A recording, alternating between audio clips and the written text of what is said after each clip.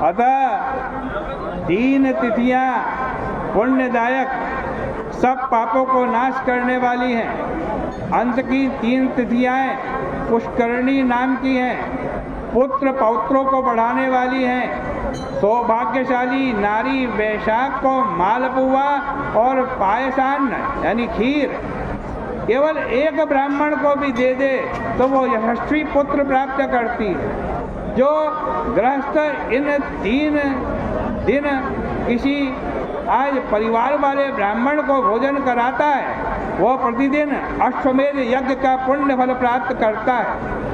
जो व्यक्ति इन 3 दिन विष्णु सहस्त्र नाम का पाठ करता है, उसका फल आज भूमि लोक तथा स्वर्ग लोक में भी कोई कहने में समर्थ नहीं है। जो व्यक्ति वैशाख की पूर्णिमा को विष्णु भगवान को विष्णु सहस्त्र नाम से दूध से स्नान कराता है, वो निष्पाप होकर विष्णु लोक जाता है। जो संपूर्ण वैभव से विष्णु भगवान का पूजन करता है, वह कल्पांत के पश्चात भी उसके लोक का नाश नहीं होता।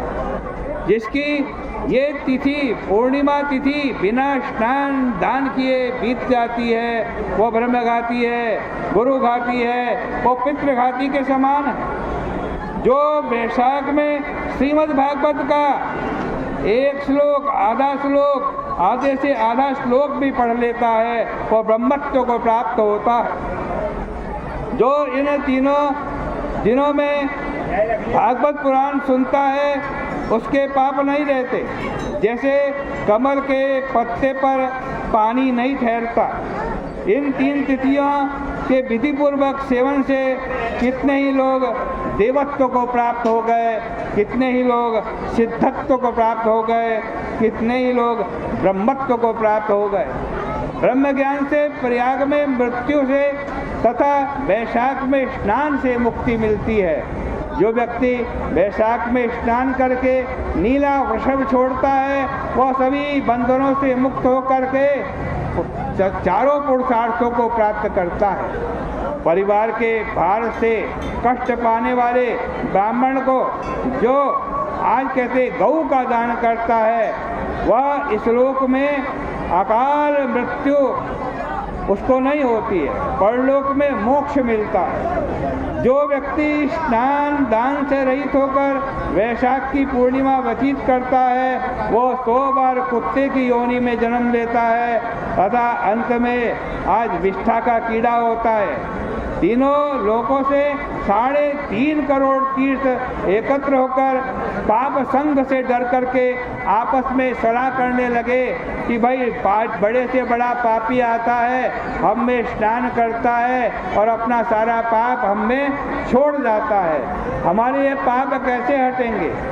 इस चिंता से चिंतित होकर वे तीर्थबाज शरणों के शरण्य भगवान के पास गए। अनेक स्तोत्रों से उनकी स्तुति करी। हे देवताओं के देवता, हे जगन्नाथ, हे सब पापों के नाश करने वाले, सभी पापी लोग हम लोगों में स्नान करके सभी पाप हम में छोड़ जाते हैं। अब हम इन पापों से कैसे मुक्त हो? आपकी शरण में आए हैं, हमारे पाप कैसे हटेंगे? ये सुन करके भगवान ने आज गंभीर वाणी में कहा कि देखो तीर्थों, जब मेष राशि के सूर्य हो, वैशाख का महीना, वैशाख के अंतिम दिन चल रहे हो, अंतिम 5 दिन चल रहे हो, इन दिनों में सर्व तीर्थमय पुण्ययुक्त मुझे जो प्यारी तिथियां हैं, ये इनमें आज तुम लोग क्या करना, सब तीर्थ गंगा जी के तट पे जाना। गंगा जी के तट पर जाकर सूर्योदय से पहले गंगा जी में स्नान कर ले, स्नान करके बाहर आ जाना। और इस प्रकार तुम वैशाख के महीने में इन 5 तिथियों में जब गंगा जी में स्नान करोगे, तुम्हारे भी सारे पाप नष्ट हो जाएंगे। बोलो पाप हारिणी गंगा मैया की जय। शिव शंकर हर हर गंगे जय शिव शंकर जय शिव शंकर हर हर गंगे जय शिव शंकर सब धर्मों की शान है गंगा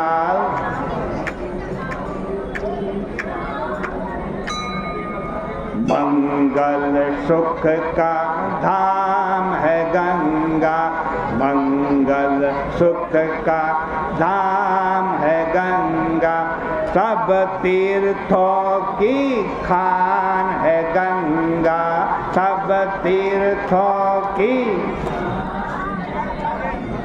त्रिभुवन का परिधान है गंगा त्रिभुवन का परिधान है गंगा नए नए सुख देने वाला नए नए सुख देने वाला मन बुद्धि हर्षाने वाला मन बुद्धि हर्षाने वाला पाप सभी के हरने वाला पाप सभी के हरने वाला गंगा जल है सुख की शाला गंगा जल है सुख की शाला ये पतित पावनी माँ गंगा हमारे ही पाप नहीं दूर करती हम तीर्थों में स्नान करके जो पाप तीर्थों में छोड़ जाते हैं उन तीर्थों के भी पापों को दूर करने वाली ये गंगा है बोले गंगा मैया की। आज कहते हैं इन 3 दिनों जो स्नान नहीं करेंगे आप लोगों के छोड़े हुए पाप उनके अंदर निवास करेंगे। इस बाद विष्णु भगवान ने उन लोगों को ऐसा वरदान दिया उन लोगों को ऐसा वरदान देकर विष्णु भगवान अंतर ध्यान हो गए वे तीर्थ भी अपने अपने स्थानों को चले गए। अतः प्रतिवर्ष वैशाख मास के अंतिम 3 दिनों में विष्णु भगवान की आज्ञा से सभी तीर्थ प्रातःकाल सूर्योदय से पहले ही गंगा जी में स्नान करने के लिए आते हैं। आज कहते हैं इस प्रकार वे अपने पाप समूह को छोड़कर निर्मल हो जाते हैं और जो लोग इन 3 दिनों में स्नान दान नहीं करते वे पाप सभी उन्हीं के अंदर चले जाते हैं। तीर्थ लोग उक्त दिनों में इन न स्नान करने वालों को शाप देते हैं कि तुम लोगों के समान कोई पापी नहीं। शास्त्रों द्वारा विचार करने पर ऐसा पापी न देखा गया है न सुना गया है। अतः इन 3 दिनों में स्नान दान पूजन अवश्य करना चाहिए अन्यथा 14 इंद्रों के राज्यत्व काल तक नरकवास करना पड़ता है। यह सब वर्णन राजा श्रुत कीर्ति को आज श्रुतदेव जी ने कहा। वैशाख महात्मा पूछने पर जब ऐसा देखा जैसा सुना विष्णु भगवान ने जैसा वर्णन किया श्रुतदेव जी कहते हैं उसका लेश मात्र वर्णन मैंने किया।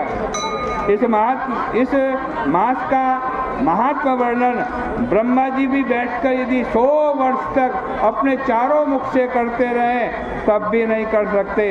कैलाश पर्वत पर प्राचीन काल में भगवान शंकर ने स्वयं पार्वती जी के पूछने पर 100 वर्ष तक वैशाख महात्म्य की कथा की लेकिन फिर भी अंत नहीं हो